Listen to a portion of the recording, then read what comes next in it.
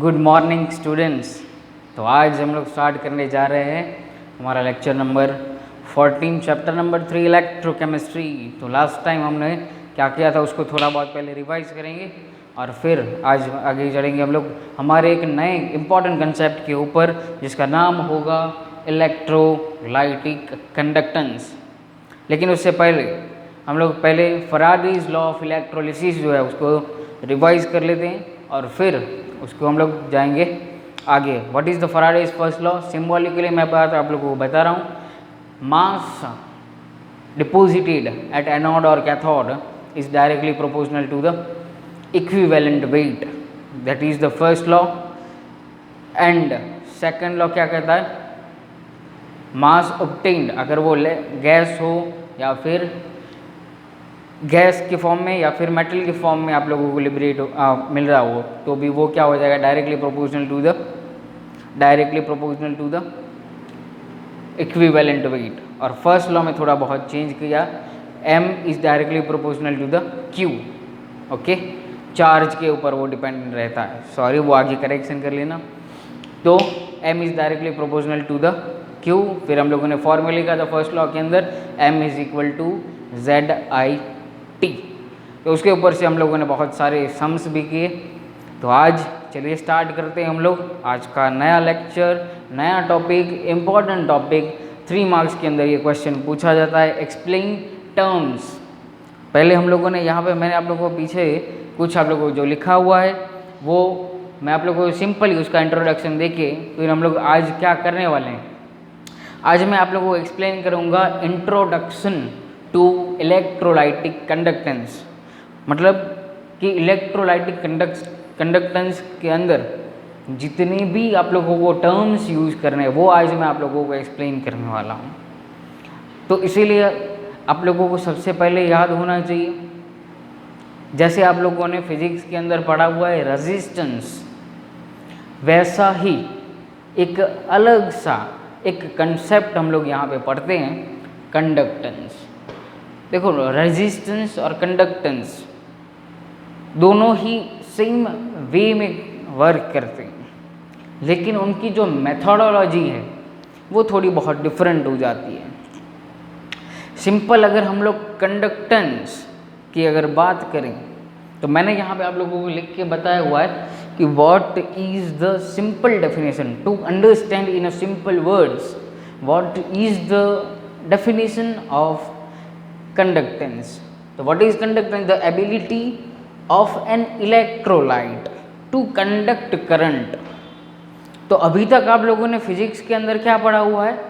Resistance. Conductance आप लोग life में फर्स्ट टाइम पढ़ रहे हो, इससे पहले आप लोगों को कभी भी कंडक्टेंस नहीं आया है। तो रेजिस्टेंस जो है वो कहाँ पे यूज़ होता है? तो वो एक फिजिक्स के रिलेटेड पूरा कंसेप्ट है, लेकिन यहाँ पे जब सॉल्यूशन की बात हो रही है और हम लोग इलेक्ट्रोकेमिकल सेल और इलेक्ट्रोलाइटिक सेल ये पढ़ चुके हैं, इसीलिए यहाँ पे ये टॉपिक जो है वो बहुत इम्पॉर्टेंट हो जाता है। तो रेजिस्टेंस एक मेटल के ऊपर अप्लाई हो जाता है सीधा, वहाँ पे कोई भी सॉल्यूशन नहीं होता है।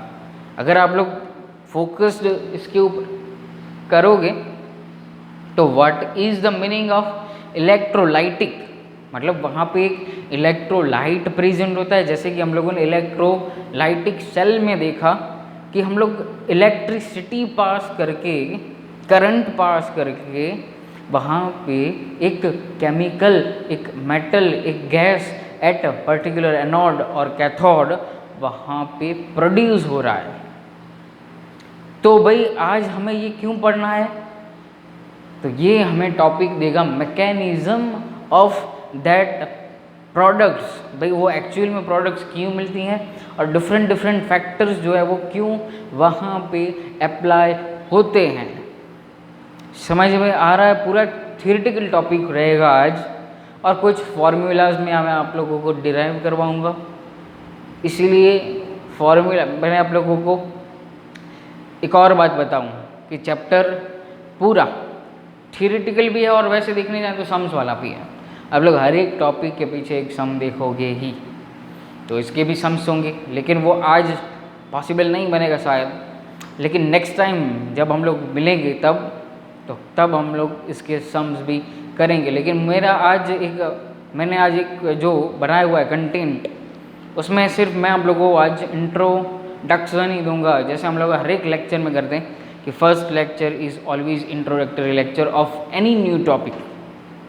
तो मैं अब यहाँ पे बात कर रहा था कि इलेक्ट्रोलाइटिक कंडक्टेंस आज हमें पढ़ना है।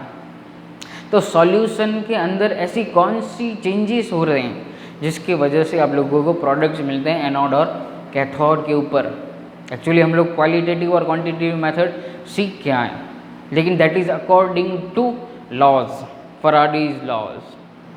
तो अगर मैं सिंपल यहाँ पे कंडक्टेंस की मैंने बात की है, तो what is meaning of conductance, मतलब कोई भी एक चार्ज को कंडक्ट करने वाला एक इलेक्ट्रोलाइट, अगर वो कुछ भी कंडक्ट कर रहा है तो उसे हम लोग कहेंगे conductance. The ability of an electrolyte, देखो एबिलिटी ऑफ एन इलेक्ट्रोलाइट मतलब आप लोग सेल के अंदर जो भी सॉल्यूशन लेते हो उसकी एक एबिलिटी होगी, उसकी वजह से जो चेंजेस मिलते होंगे उसके हिसाब से हमें आगे जाना है, आज वो हमें समझना है। तो ability of a electrolyte to conduct current is called conductance. तो आप लोगों ने अभी तक पढ़ा था फिजिक्स के रिलेटेड, तो वहाँ पे वायर यूज़ करते थे और उसे हम लोग नाम देते थे यहाँ पे मेटालिक कंडक्टर, और अब हम लोग नाम देंगे इस चैप्टर के अकॉर्डिंग इलेक्ट्रोलाइटिक कंडक्टर। तो दो टाइप के हमें यहाँ पे कंडक्टर मिले, first is a metallic conductor, second is a electrolytic conductor. तो पहले मैंने क्या सोचा कि यहाँ पे चलो इन दोनों का डिफरेंस दिखाया जाए। तो what is the basic difference, ये जो मैंने यहाँ पे कुछ पॉइंट्स लिखे हैं वो बेसिक डिफरेंस है, और हमें जो आगे नेक्स्ट कंसेप्ट जितने भी पढ़ने हैं उसमें बहुत ही यूज़फुल होने वाले हैं, इसलिए मैंने आप लोगों को 4 पॉइंट्स दोनों में मेंशन किए। आप लोग साथ में लिख सकते हो या तो फिर at the end of this concept आप लोग स्क्रीनशॉट भी ले सकते हो और फिर आराम से लिखो, नो प्रॉब्लम। चलो स्टार्ट करते हैं। First of all to understand what is the basic difference between the metallic conductor and electrolytic conductor. तो first point I write here, the current flows due to electrons, क्योंकि एक wire होता है, wire, और उसके अंदर से जब इलेक्ट्रिसिटी पास हो रही है that is due to electrons, current flows due to electrons. लेकिन यहाँ पे ऐसा नहीं होता है, current flows due to ions, flow of ions.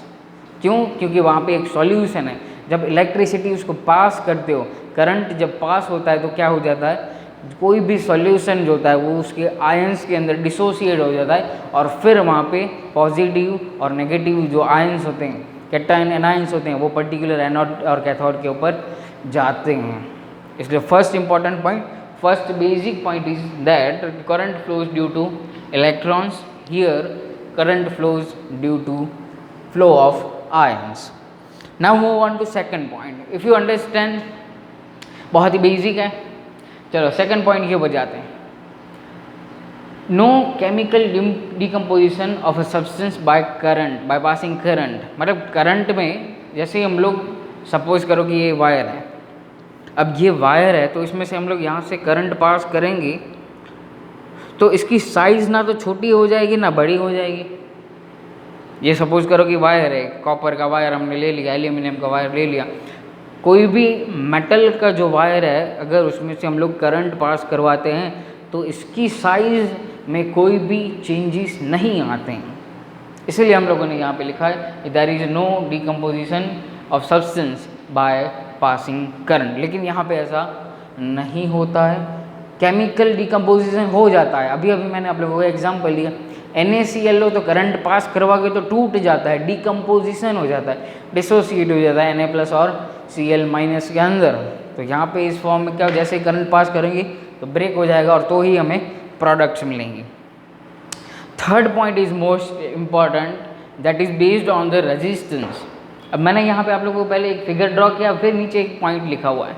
तो कोई भी एक मेटल है, दिस इज मेटल वायर, तो आप लोगों इसको करंट पास करते हो यहाँ से, तो यहाँ पे जो इलेक्ट्रॉन्स होते हैं वो निकल जाएंगे।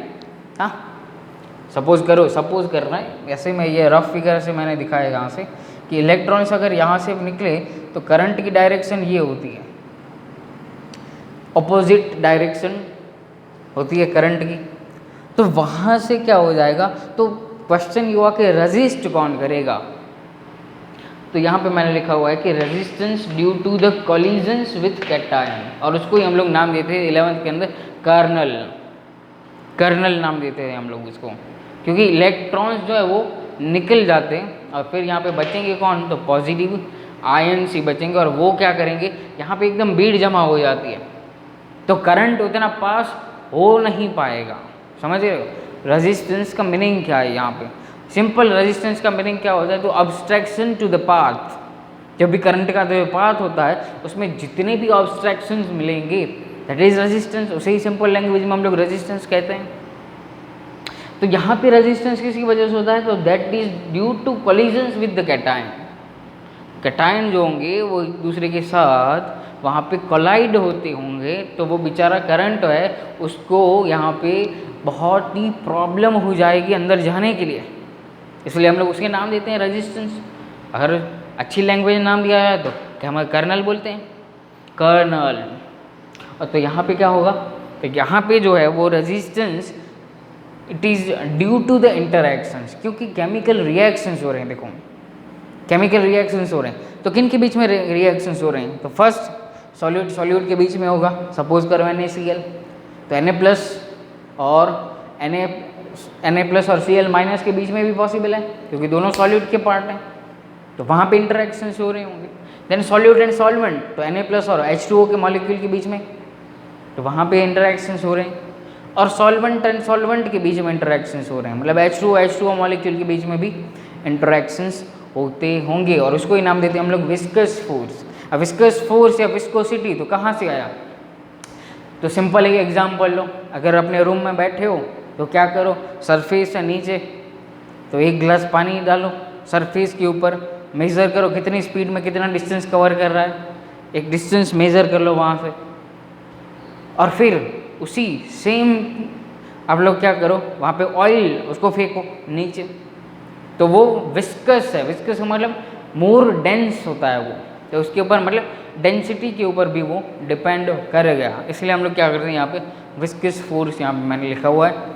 तो ये डिफरेंस है। And last point, most important point, as temperature increase resistance जो होता है वो मेटल के अंदर इंक्रीज हो जाता है, लेकिन यहाँ पे ऐसा नहीं होता है। टेम्परेचर इंक्रीज करने पे रेजिस्टेंस जो है वो डिक्रीज हो जाता है।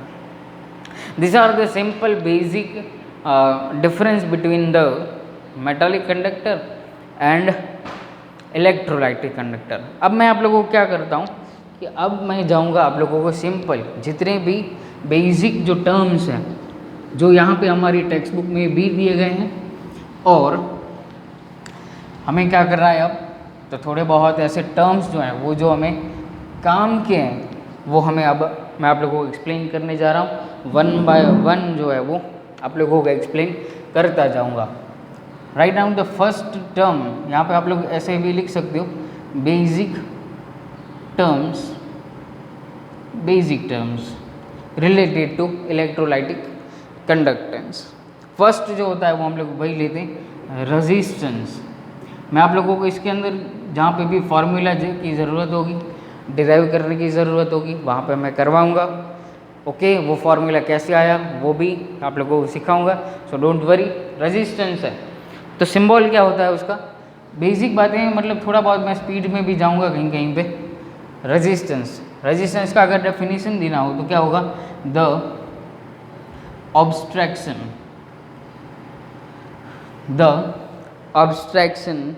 To the path of current, मतलब करंट जब पास होता है और उसके बीच में जो ऑब्स्ट्रक्शन होता है एटम्स के रिलेटेड और इंटरेक्शंस के बीच में, तो वहाँ से जो भी हमें रेजिस्टेंस या ऑब्स्ट्रक्शन मिलता है वो उसको हम लोग नाम देते हैं रेजिस्टेंस। अच्छा, तो इसका यूनिट क्या हो जाएगा, यूनिट भी मैं साथ में बताता रहूँगा, फिजिक्स में पढ़ते आए हो। ओम होता है इसका यूनिट, सिम्बॉलिकली लिखें तो ऐसे होता है वो ओम, चलो ओहम बोलते हैं उसे। चलो, तो ये हुआ basic. Second is a conductance. अब मैंने आप लोगों को बेसिक डेफिनेशन तो दिखा दी। कंडक्टेंस सिंबल क्या होता है? Capital C. क्या होगा? Capital C. तो बेसिक डेफिनेशन मैंने आप लोगों को लिखवा दी आगे, तो यहाँ पे अभी नहीं लिख रहा हूँ, लेकिन सेकंड डेफिनेशन जो है वो मैं यहाँ पे लिखवा रहा हूँ। It is the reciprocal, it is reciprocal, reciprocal, sorry यहाँ पे सी आएगा, reciprocal to the resistance. Capital R लिख रहा हूँ, मतलब समझ जाना, रेजिस्टेंस है वो, इट इज़ द रेसिप्रोकल मतलब इन्वर्स है उसका। तो यहाँ पे क्या हो जाएगा? C is equal to 1/R हो जाएगा। अच्छा, यूनिट क्या होगा यहाँ से? यूनिट ओम का उल्टा तो क्या हो जाता है? मो। और या फिर ऐसे भी लिखते हैं आप लोग, या तो फिर ओम इनवर्स ऐसे भी लिखते हैं, या फिर उल्टा कर दो तो भी चलेगा। तो ये हो गया conductance, it is the reciprocal to the resistance. Done. अब थर्ड के ऊपर जाते हैं, स्पेसिफिक रेजिस्टेंस। स्पेसिफिक रेजिस्टेंस, इसको एक और नाम देते हैं, सुना होगा आप लोगों ने फिजिक्स में, रेजिस्टिविटी। सिंबल होता है क्या? रो। सिंबल इज रो, मो रो, रो मो, चलेगा। सिंबल क्या है? स्पेसिफिक रेजिस्टेंस बोलते हैं, या फिर उसे बोलेंगे रेजिस्टिविटी। अब आप लोग छोटे स्टैंडर्ड्स में आप लोग ये पढ़ के आए हैं। एक आप लोग को क्या दिखाया जाता है यहाँ पे? तो एक वायर होता है ऐसे करके, फिर ये जो होगा वो उसका क्या हो जाएगा? एरिया हो जाता है। फिर इसका आप लोग L लिखते हो, फिर रेजिस्टेंस का फॉर्मूला लिखते हो, रो L/A, रो L/A लिखते हो आप लोग फॉर्मूला। तो यहाँ से रेजिस्टिविटी का फॉर्मूला क्या हो जाएगा? RE/L, ये होगा हमारा फॉर्मूला। अच्छा, यहाँ से अगर हम लोग यूनिट लिखने जाएं तो क्या हो जाएगा? रो, फिर यहाँ से L/A। रेजिस्टेंस का यूनिट क्या होगा? रेजिस्टेंस का मतलब ओम इनटू एरिया, मतलब उससे होता है सेंटीमीटर स्क्वायर, एंड लेंथ जो होती है वो सेंटीमीटर में लेंगे हम लोग। तो फाइनल यूनिट जो होगा वो क्या हो जाएगा? ओहम, मैं लिख रहा हूँ ओहम एंड सेंटीमीटर, क्योंकि यहाँ से 1-1 सेंटीमीटर हो जाएगा कट। तो यूनिट क्या हो गया? ओम सेंटीमीटर। इतना पता चला। अब ये जो मैंने आप लोगों को बात बताई, ये तो मैंने आप लोगों को क्या क्या लिया यहाँ पे? तो एक वायर लिया हुआ है हमने, वायर लिया हुआ है। अब वायर लिया हुआ है तो क्वेश्चन आप लोगों के दिमाग में ये होना चाहिए, सर हम तो इलेक्ट्रोलाइटिक के कंडक्टेंस के बारे में हमें पढ़ना है, उसके बारे में हमने जानना है कि भाई हम उसका कंडक्टिविटी क्या होगी, उसकी रेजिस्टिविटी क्या होगी। तो लेट अस स्टार्ट। अब मेन पॉइंट के ऊपर आते हैं। ये तो 3 बहुत ही बेसिक टर्म थे, अब मेन पॉइंट के ऊपर हम लोग जाते हैं। मेन पॉइंट के ऊपर चलो, तो कहाँ से स्टार्ट करेंगे? तो मैंने आप लोगों को पहले क्या दिखाया, चलो यहाँ से हम लोग स्टार्ट करते हैं कि भाई क्या होगा। हम लोग स्टार्ट करते हैं यहाँ से। अब मैंने यहाँ पे आप लोगों को क्या दिखाया? तो एक वायर दिखाया यहाँ से, और बोला कि भाई ये इसका ये जो L होता है यहाँ से A होगा, ये भी उसको बोलते हैं A। एरिया होता है, area is the centimetre square unit, length centimetre में लेते हैं। लेकिन अगर हम लोग इलेक्ट्रोलाइटिक सोल्यूशन है तो क्या करना पड़ेगा? एक सेल प्रिपेयर करना पड़ता है, और उसको बोलते हैं कंडक्टिंग सेल। कंडक्टिंग सेल एक प्रिपेयर करना पड़ता है। तो यहाँ पे हम भी प्रिपेयर करेंगे, चलो प्रिपेयर करें। यहाँ से मैं आप लोगों को एक दिखा रहा हूँ, इसको मिटा दे रहा हूँ, इसकी ज़रूरत नहीं है। तो यहाँ पे क्या करें कि एक यहाँ से हम लोगों ने क्या कर लिया, एक सेल प्रिपेयर कर लिया। सेल के अंदर यहाँ से इलेक्ट्रोलाइट मैंने फिल कर दिया, 2 इलेक्ट्रोड्स यहाँ पे ऐड कर दिए, छोटी बड़ी साइज़ वो बाद में देख लेंगे। तो इसका E क्या होगा और इसके बारे में L क्या होगा वो अब हम लोग फाइंड करते हैं। तो L क्या है? पहले बात मैं L की कर रहा हूँ। तो L is the distance between two electrodes, जो भी होगा इलेक्ट्रोड्स वो उसका क्या हो जाएगा, एल। फॉर्मूला सेम रहेगा। तो आप लोग समझ गए हो एरिया क्या होगा। तो यहाँ पे जो भी इलेक्ट्रोड है उसका जो एरिया होगा, A is equal to area of particular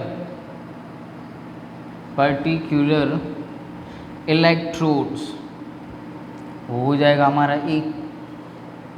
तो फिर से क्वेश्चन उठा कि नहीं सर, फिगर में ही हमें पता चल रहा है कि एक इलेक्ट्रोड लेफ्ट हैंड साइड वाला छोटा है। सपोज करो इसको नाम मैं दे देता हूँ, इसका 8 सेंटीमीटर इसका एरिया है, 8 सेंटीमीटर स्क्वायर, और इसका जो एरिया मैं 10 सेंटीमीटर स्क्वायर ले लूँ, तो सर कैसे डिसाइड करेंगे कि एरिया कितना हुआ। तो टेक्निक है हमारे पास, ऑलवेज जादूगर है। क्या है टेक्निक, तो वहाँ पे आप लोग मेंशन करो एज अ नोट। क्या मेंशन करोगे, take area as common if A of both is different. अब कॉमन का मतलब क्या, यहाँ पे 8 सेंटीमीटर स्क्वायर, यहाँ पे 10 सेंटीमीटर स्क्वायर, तो कॉमन कितना होगा 8 सेंटीमीटर। तो हम लोग एरिया के वैल्यू क्या लेंगे, 8 सेंटीमीटर स्क्वायर। टेक्निक है, घर की टेक्निक काम ऑलवेज लगती है। डन। तो ये हुआ हमारा, ऐसे हम लोग क्या करेंगे, फाइंड करेंगे। चलो आगे बढ़ें। अब यहाँ से एक और वैल्यू मिलती है हमें, नेक्स्ट फार्मूला। अब मैं फिर से बेसिक फार्मूला लिख रहा हूँ, R is equal to rho L by A. तो यहाँ पे हम लोग क्या करते हैं, rho is equal to R A by L, R A by L हो जाता है यहाँ से। तो जो यहाँ से L बाई ए की वैल्यू जो है उसको एक और नाम दिया जाता है, R is equal to rho into cell constant. Cell constant क्यों बोला गया, क्योंकि भाई पर्टिकुलर सेल के लिए ये तो कांस्टेंट ही मिलेगा ना, L बाई ए। अगर मान लो ये भी 8 सेंटीमीटर है और ये भी 8 सेंटीमीटर है, लेंथ तो ऑलवेज इक्वल ही रहेगी। L भी यहाँ पे क्या होगा, L इक्वल होगा, और फिर A भी क्या हो जाएगा, इक्वल है। तो कोई मीनिंग नहीं है। तो फिर सीधा क्या हो जाएगा, तो R इज इक्वल टू रो, अगर दोनों कांस्टेंट है, सपोज करो, मैं अभी सपोज करवा रहा हूँ आप लोगों को, तो क्या हो जाएगा यहाँ पे R इज इक्वल टू रो, दोनों अगर इक्वल हुए तब की बात है ये। तो अब पता चलेगा। अब यहाँ से आप लोगों को बोला गया कि भाई what is rho for electrolytic conductance. What is rho मतलब कंडक्टिविटी। रो क्या है, कंडक्टिविटी है, याद रखना ये। रो क्या है, conductivity. Sorry, rho is the resistivity. Sorry आप लोगों को थोड़ा बहुत कन्फ्यूज़न ना हो, कंडक्टिविटी तो अब आएगा, रेजिस्टिविटी। तो कोई भी इलेक्ट्रोलाइटिक सॉल्यूशन है तो उसकी रेजिस्टिविटी कैसे फाइंड करेंगे, रेजिस्टिविटी कैसे फाइंड करते हैं हम लोग, चलो कैसे फाइंड करेंगे अब वो देखते हैं। अब मैं यहाँ पे ये क्वेश्चन आप लोग याद रखते रहना, क्योंकि यहाँ पे थोड़ा बहुत मुझे लिखना है, इसलिए एक फॉर्मूला में मिला है, याद रखना। एक फार्मूला क्या मिला, R is equal to rho into cell constant. Cell constant मतलब वो कोई भी पर्टिकुलर इलेक्ट्रोलाइटिक सेल के लिए कांस्टेंट रहेगा। तो रो क्या हो गया, रो रेजिस्टिविटी। रेजिस्टिविटी क्या हो गई, तो हमारे पास तो सॉल्यूशन है, तो सॉल्यूशन की रेजिस्टिविटी क्या होगी, तो वो अब मैं यहाँ पे लिखने जा रहा हूँ। देखो, raw it is the resistance of an electrolyte produced by all that ions present in 1 ml of solution, या फिर 1 ml ऑफ ए इलेक्ट्रोलाइट, ऐसा भी लिखो आप लोग, चलेगा। तो सपोज करो कि आप लोगों के पास ये इलेक्ट्रोलाइटिक सोल्यूशन हुआ और यहाँ से मैंने आप लोगों को भर दिया, तो आप लोग क्या करोगे, यहाँ पे 1 सेंटीमीटर क्यूब या फिर 1 ml ले लोगे और उसके अंदर जितने भी एटम्स या आयंस प्रेजेंट होंगे उसके बीच में जो रेजिस्टेंस होगा वो यहाँ पे वैल्यू हम लोग लिखेंगे। तो ये बेसिक डेफिनेशन आप लोग याद रखो, इसके बीच में मैं इसको निकाल देता हूँ। चलो यूनिट मैंने आप लोगों को पहले ही लिखा दिया। चलो तो आगे बढ़ें आप। चलो तो आगे बढ़ते हैं हम लोग, यहाँ से जाते हैं नेक्स्ट 4th टर्म के ऊपर, वो आएगा हमारा कंडक्टिविटी। कंडक्टिविटी अब ओरिजिनल यहाँ से स्टार्ट होगा। कंडक्टिविटी सिंबल जो होता है वो थोड़ा बहुत सिंबल इसका डिफरेंट है कि, लेकिन ऊपर का जो लाइन है वो थोड़ा बहुत ऐसे झुका हुआ होता है और इसको हम लोग क्या बोलते हैं, kappa, not Kattappa, not Kattappa, क्या बोलते हैं, कप्पा बोलेंगे इसे, कंडक्टिविटी। तो क्या हो जाएगा ये, कंडक्टेंस, रेजिस्टेंस, तो ऑपोजिट रेजिस्टिविटी। तो याद रखो, देखो रेजिस्टेंस का फॉर्म क्या है, आर, कंडक्टेंस क्या था, तो it is reciprocal of resistance. तो ये कंडक्टेंस और कंडक्टिविटी के बीच में डिफरेंस है। तो कंडक्टिविटी क्या हो जाएगी, that is reciprocal of A conductance. याद रखो ये भाई, मतलब बहुत ही बेसिक टर्म्स हैं यहाँ पे, कटप्पा, लेकिन मैं यहाँ पे कभी कभार के लिखूँगा तो 1 क्या हो जाएगा यहाँ पे, rho, resistivity, resistance and conductance, resistivity, conductivity. यहाँ पे मैं लिख रहा हूँ kappa is reciprocal of resistivity. So what is rho, 1/RA/L, therefore L divided by RA।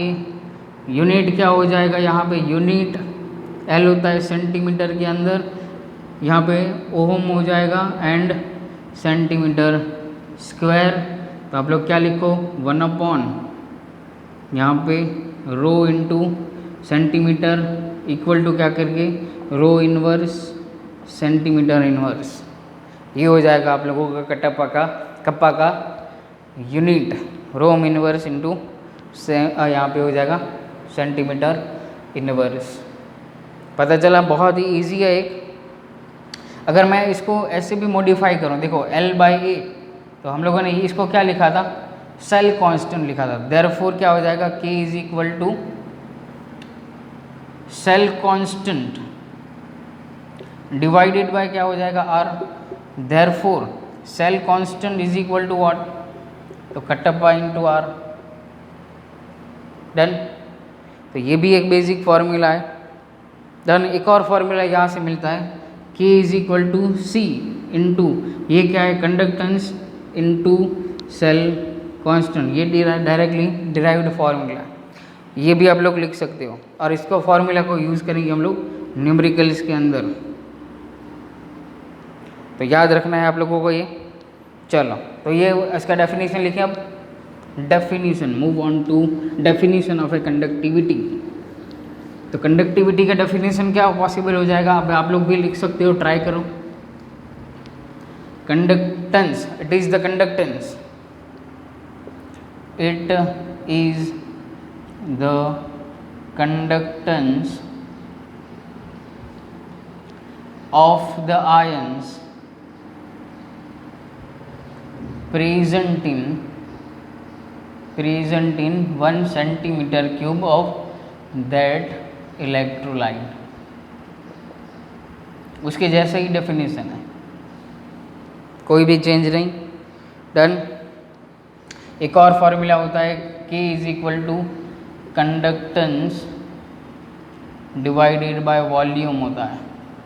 Divided by volume भी इसका एक फॉर्मूला पॉसिबल है। अच्छा, यूनिट भी मैंने आप लोगों को बता दिया, ohm inverse and centimetre inverse. और ये क्या होता है, वॉल्यूम को अगर मेंशन करते हैं तो Kattappa is depends on concentration, क्योंकि हम लोग नीचे सॉल्यूशन लेते हैं तो कंसंट्रेशन के ऊपर डिपेंड किया, मतलब कॉन्सनट्रेटेड होगा या फिर क्या हो जाएगा, डाइल्यूट सॉल्यूशन होगा। तो ये हमारा हुआ फॉर्मूला, आप लोगों को याद रखना है। चलो आगे बढ़ूँ, मैं नेक्स्ट टर्म के ऊपर जाता हूँ। लिखते रहना, बहुत ही थियोरेटिकल है, पहले ही बोल दिया था, जो अभी थोड़ा बहुत आप लोगों को समझ में आएगा पूछ लेना। Next fifth term is a molar conductivity. Concentration की बात आई इसलिए मैं आप लोगों को यहाँ पे बता देता हूँ मोलार कंडक्टिविटी। अब इसका सिंबल बहुत ही अच्छा है, लैम्बडा, कैपिटल लैम्बडा और एम। डन। चलो तो यहाँ से ये भी स्टार्ट करते हैं। तो इसका फॉर्मूला अच्छा, अब यहाँ पे मोलार है तो molarity is equal to what, n by V. और यहाँ पे v क्या होता है, लीटर्स के अंदर होता है। मोलारिटी का number of moles divided by v into litre. अब सपोज करो कि यहाँ पे if n is equal to, मैंने 1 मोल ले लिया, 1 मोल ले लिया, तो यहाँ पे मोलारिटी क्या हो गई, 1/v इन लीटर्स। तो यहाँ पे हम लोग यूनिट तो सेंटीमीटर क्यूब में लेते हैं, तो यहाँ पे क्या हो जाएगा 1/v सेंटीमीटर क्यूब और मल्टीप्लाइड बाय क्या करना पड़ेगा, 1000 करना पड़ेगा। देन बहुत ही ईजी है। तो यहाँ पे अब क्या हो जाएगा, देयरफॉर तो v in centimetre cube is equal to 1/m into 1000। सिर्फ इसको मॉडिफाई किया है मैंने, मॉडिफाई किया। तो चलो अब क्या हो जाएगा फॉर्मूला, चलो lambda m is equal to kappa into volume. तो क्या हो जाएगा, कप्पा वॉल्यूम का हमें मिला 1000 डिवाइडेड बाय मोलारिटी। ये हो जाएगा हमारा फॉर्मूला किसका, तो मोलार कंडक्टिविटी का फॉर्मूला। और यहाँ से ये क्वेश्चन इंपॉर्टेंट हो जाता है 3 मार्क्स के अंदर। Explain the terms molar conductivity, specific conductivity and equivalent conductivity. इसके बाद हम लोग जो पढ़ेंगे उसमें क्या करना है, 3 मार्क्स का क्वेश्चन, डेफिनेशन देना है, फॉर्मूला और इसका यूनिट।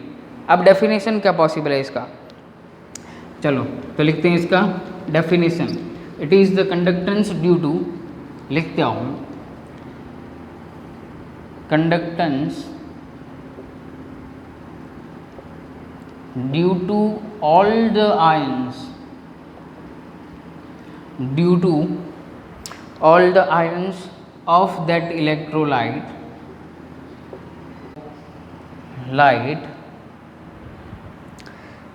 which contains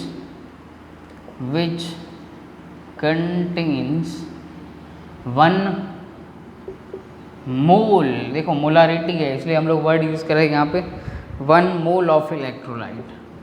मतलब 1 मोल ऑफ इलेक्ट्रोलाइट के अंदर जितने भी आप लोग आयंस प्रेजेंट होंगे उसका पहले क्या कैलकुलेट कर लोगे, कंडक्टेंस, फिर कहाँ पे आओगे, मोलार कंडक्टिविटी के ऊपर। Then it is the conductance due to the all the ions of that electrolyte which contains 1 mole. जैसे हम लोगों ने वहाँ पे 1 ml लिया, 1 सेंटीमीटर क्यूब, वैसे यहाँ पे क्या करेंगे 1 मोल। तो 1 मोल ऑफ एटम्स या फिर आयंस के बीच में जितना भी कंडक्टेंस होगा उसके ऊपर से हम लोग क्या फाइंड करेंगे, कंडक्टिविटी। डन। तो यहाँ से हमें ये फार्मूला मिलेगा।